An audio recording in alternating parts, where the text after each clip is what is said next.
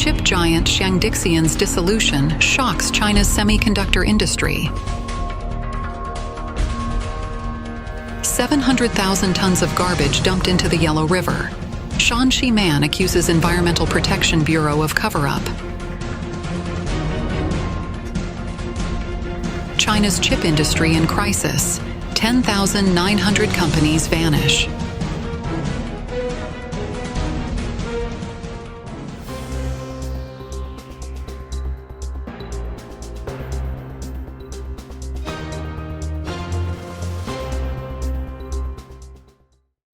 On August 30th, the Chongqing-based chip giant Xiangdixian held a general meeting to announce the official dissolution of the company, resulting in the immediate termination of contracts for over 400 employees. The news sent shockwaves through the industry. However, Xiangdixian later issued a statement clarifying that the company was merely restructuring due to pressure, not dissolving. Some scholars believe this clarification is an attempt to suppress the news and prevent market panic. In recent years, the Chinese Communist Party has heavily supported the semiconductor industry, but survival has become increasingly difficult in the face of tightening U.S. chip bans. Xiangdixian, established in 2020 and often referred to as China's NVIDIA, had previously launched two GPU products, Tianjin No 1 and Tianjin No 2, and at its peak, the company had a market value of 15 billion yuan. The sudden dissolution of the company marked it as the latest Chinese semiconductor unicorn to go bankrupt. According to Chinese media reports, Xiangdixian's management revealed at the meeting that the company had signed a B round of financing agreement worth up to 500 million yuan with an investor, but ultimately failed to reach an agreement, leading to a shareholder lawsuit. As a result, the company's accounts have been frozen, and no new funds can be injected. Australian-Chinese scholar Zhang Xiaogang commented, "With the US and other Western countries imposing numerous restrictions and decoupling from China, in terms of technology, it has become increasingly difficult for the CCP to obtain advanced products and technologies, making it even harder to keep up. This has severely limited the number of downstream customers, leaving companies like Xiangdixian in a very difficult position." On September 1st, Xiangdixian issued another statement, asserting that while the company was under market adjustment pressure, it had not taken steps to dissolve or liquidate. Zhang Xiaogang added, "Although the authorities have praised China's rapid business development compared to last year, many people notice the increasing number of closed shops on the streets. Whether Xiangdixian has truly dissolved or is merely suppressing the news to avoid market impact, the situation reflects China's current economic difficulties." Lan Shu, a US-based commentator, remarked, "China's technology industry faces not just technical challenges, but systemic ones. The CCP's strategy of using high technology to threaten global freedom and democracy will inevitably face resistance from the free world, preventing these industries from achieving the CCP's dream of overtaking global leaders." Bloomberg reported, based on sources, that the Dutch government plans to further restrict exports of chip manufacturing equipment to China from ASML, a leading Dutch company. On August 30th, Dutch Prime Minister Dick Schoof stated that the Dutch government will consider ASML's economic interests when deciding on further tightening export restrictions. 700,000 tons of garbage dumped into the Yellow River. Xi'an man accuses Environmental Protection Bureau of cover-up. The Yellow River, the second longest river in China and the fifth longest in the world, originates from the northern foot of Gezagaya Mountain in Qinghai Province. It traverses the Qinghai-Tibet Plateau, Lus Plateau, Inner Mongolia Plateau, and the North China Plain, passing through several provinces including Qinghai, Sichuan, Gansu, Ningxia, Inner Mongolia, Shanxi, Shaanxi, Henan, and Shandong, before finally emptying into the Bohai Sea. The main stream stretches 5,464 kilometers, with a total basin area of 795,000 square kilometers. Recently, a man from Shanxi reported that a local resource recycling company had illegally dumped 700,000 tons of garbage into the Yellow River. He further accused the local Environmental Protection Bureau of acting as a protective shield for the company. The incident sparked widespread outrage online, with many netizens condemning it as an act that jeopardizes future generations. According to a report from the Chengdu News Douyin account, on August 29th, a resident of Hancheng City, Huainan, Shanxi, publicly accused the Hancheng Environmental Protection Bureau of shielding Hancheng Xiangdixian Company, which had violated anti-seepage and anti-leakage regulations.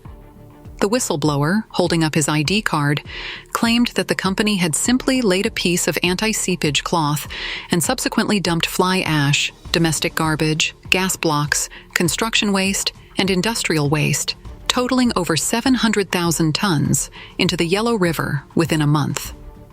On the same day, Dahi Daily reported that Huang Mumu, a resident of Hancheng, Shanxi, accused the local company of illegally dumping waste into the Yellow River, while the local Environmental Protection Department turned a blind eye. Huang claimed that the company, Hancheng Xiangdixian Recycling Resources Commerce Lante, operated illegally under the guise of an environmental governance project. Huang detailed that the project suffered from inadequate anti-seepage and anti-leakage measures. The foundation was not properly compacted, and the 700,000 tons of mixed solid waste were not layered and compacted, leading to collapses and deep pits after rainfall. The dam design was also substandard, resulting in fly ash being washed into the Yellow River during each rainy season. Huang further explained that the project's topsoil was sourced from the destruction of local environments, violating the environmental impact assessment, which required all topsoil to be purchased externally. He called for a thorough investigation by relevant authorities to protect the environment. On the afternoon of August 29th, Huang told Dahi Daily that he had submitted a report through official channels in 2023, but it was not taken seriously. Following his public accusation, local authorities contacted him, and he has since submitted relevant evidence. Zhao, a representative of the reported company, Hancheng Xiangdixian Recycling Resources Commerce Lante, responded, "These accusations are false." He claimed that the project site is far from the Yellow River and is protected by a slag dam, making it impossible for garbage to enter the river. Zhao attributed the landslides and deep pits to heavy rains in early August, stating that these issues are common in mountainous areas and were promptly addressed. In response to the incident, many netizens expressed their concerns. "The most important thing is how to remedy this. The Yellow River flows into the sea and we all drink its water. The mother river has been ruined, and this must be severely punished. The health and lives of millions of people are at stake." This issue is not isolated to Shanxi. A netizen from Sichuan revealed that in 2009, soil loaded onto ships at a dock in Suhui district was dumped into the middle of the river. Another netizen from Guangdong claimed that industrial wastewater in Junan Town, Shunde district, Foshan City, Guangdong province, amounts to thousands of tons per day. Many netizens voiced their outrage. Dumping garbage into the Yellow River harms future generations and our homeland. If true, this is truly unscrupulous. There's no bottom line. This is shocking. One netizen remarked, "The CCP Environmental Protection Bureau is more focused on fines and money than actual environmental protection. China's chip industry in crisis. 10,900 companies vanish." The disappearance of over 10,000 chip companies reflects the harsh survival conditions for chip enterprises in China. Data from Oriental Fortune Choice shows that, as of November 1st, 151 semiconductor-listed companies have disclosed their third-quarter reports for 2023, with a total operating revenue of approximately 352.3 billion RMB, almost flat compared to the same period last year. The total net profit attributable to the parent company is approximately 19.3 billion RMB, a decrease of about 54% compared to the same period last year. Among the 151 listed semiconductor companies, 111 semiconductor companies have seen a year-on-year decline in net profit attributable to the parent company, accounting for about 74% of the total.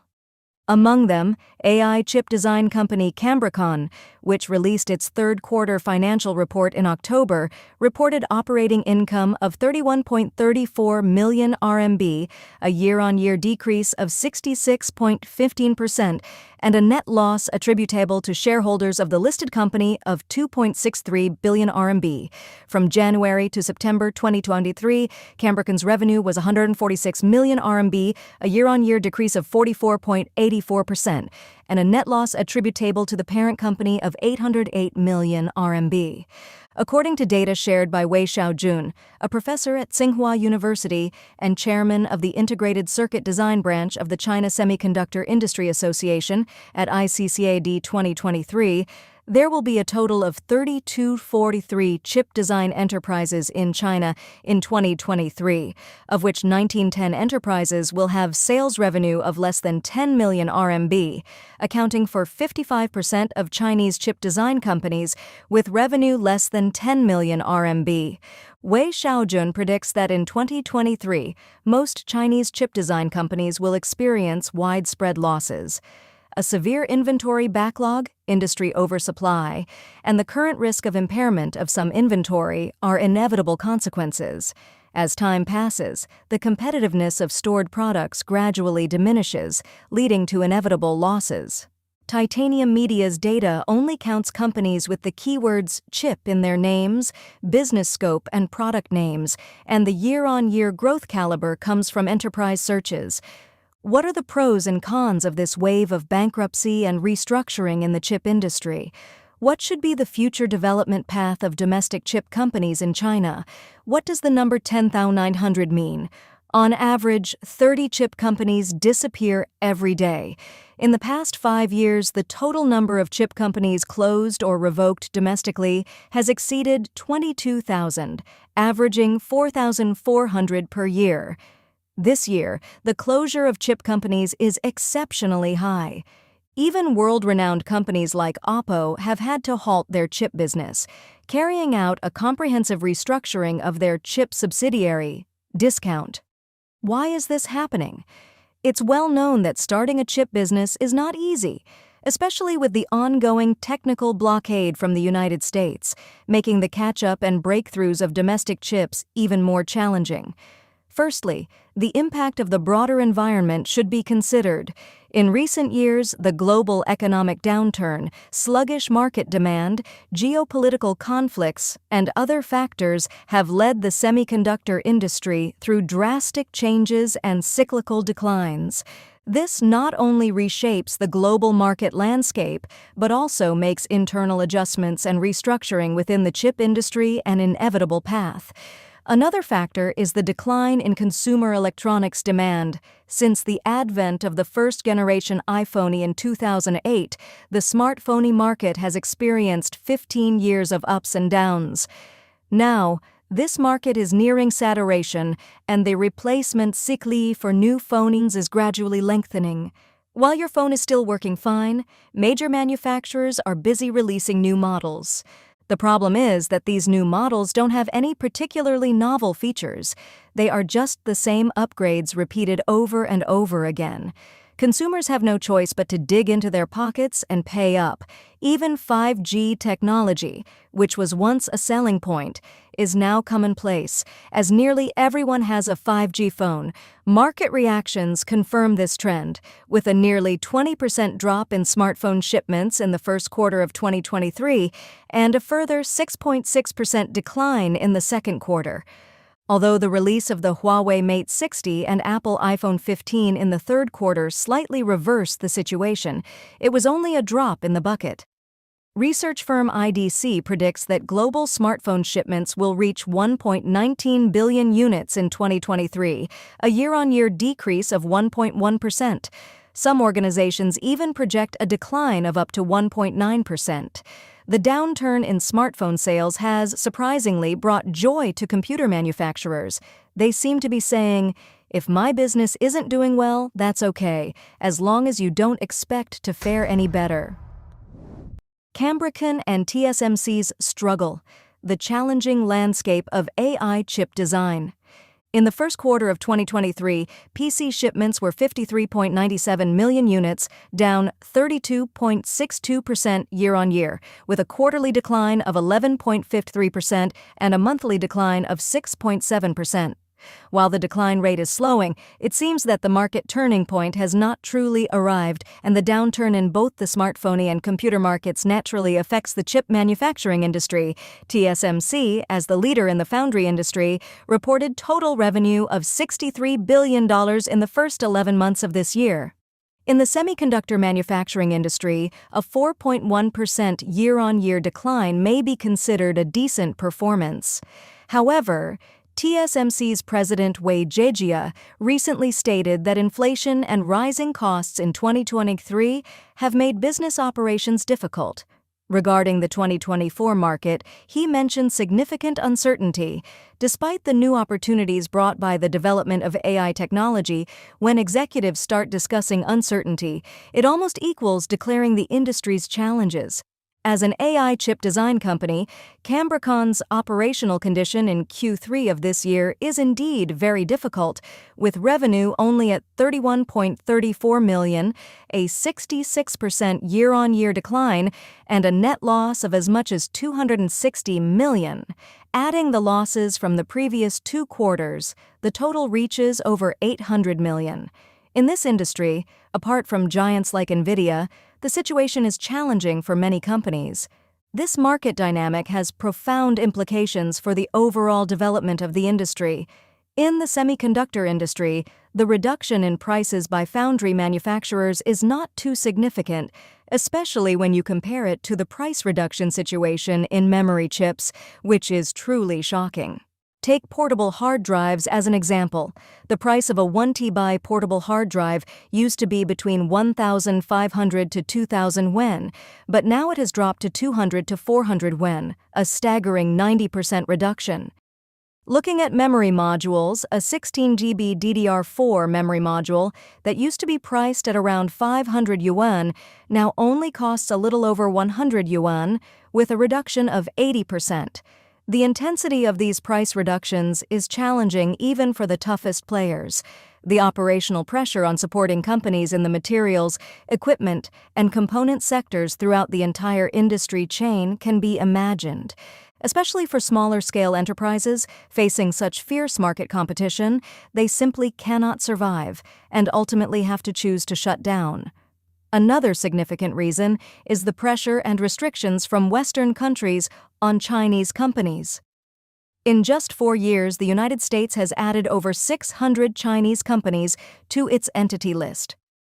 If we consider the situation for all years, the number of Chinese companies added to the entity list may exceed 2,000. These measures have posed significant challenges to Chinese enterprises, especially those in the semiconductor industry.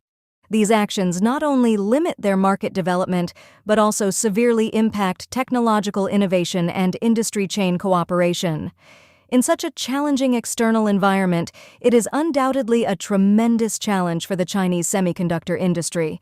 Many high-tech companies, especially those in chip technology, artificial intelligence, digital technology, and next-generation communication technology, are included in the entity list.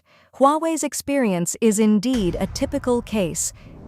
Hitting hard, the impact of U.S. restrictions on China's semiconductor industry. Since being added to the U.S. entity list, Xi'an, Huawei's semiconductor subsidiary, has lost its contract manufacturing qualification. The meticulously designed chips could not progress to the production stage and remained confined to the design room. This dealt a significant blow to Huawei's smartphone business, leading to a substantial decline in the company's revenue and net profit. To cope with this crisis, Huawei had to make difficult decisions, including selling the Honor brand and issuing a large number of bonds. Despite facing immense pressure, Huawei continues to invest over 100 billion RMB annually in research and development. Besides, the U.S. has imposed strict restrictions on the export of semiconductor equipment to China, including equipment for manufacturing logic chips of 14 nanometers or below and devices for 128-layer storage chips. These restrictions have affected leading Chinese storage chip companies like Yangtze Memory, forcing them to reduce production and delay technological iterations. SMIC, lacking photolithography machines, had to halt its process at 14 nanometers. Even such a leading company faced difficulties, not to mention others. For example, Oppo's sub-brand, Realme, was even suddenly disbanded despite its capabilities in research, development, and SoC design, including plans for a 3-nanometer level SoC slated for production next year. Therefore, the U.S. suppression and restrictions have had a significant impact on China's semiconductor industry. Many lesser-known chip companies ultimately chose to deregister and revoke their licenses, exiting the chip industry. All this reflects the severe challenges currently faced by China's chip industry. This leads to the issue of positioning. Zhu Jing, the Deputy Secretary General of the Beijing Semiconductor Industry Association, recently shared some characteristics of these newly established enterprises that suddenly disbanded, backed by big factories. They tend to accumulate momentum for development. Semiconductor equipment dilemma, addressing China's key gap in chip industry. The core team is assembled with non-organizational, non-cohesive high salaries and lacks a sense of mission, making them prone to factionalism. They all rely on a financial backer for blood transfusions, whether it's for resources, orders, or direct money. Once the support stops, they disband. They are also not subject to acquisition, being companies incubated by large enterprises. Dissolution is the simplest, rudest, and most direct approach. They have not survived a full business cycle. In the semiconductor industry, a cycle lasts 3 to 4 years, and these companies were established within 4 years, with the shortest not exceeding 2 years. They are born in comfort but die in distress. From a deeper perspective, the main reason these chip manufacturers find it challenging to sustain is not internal consumption and a prevalent laid-back mindset, but their positioning.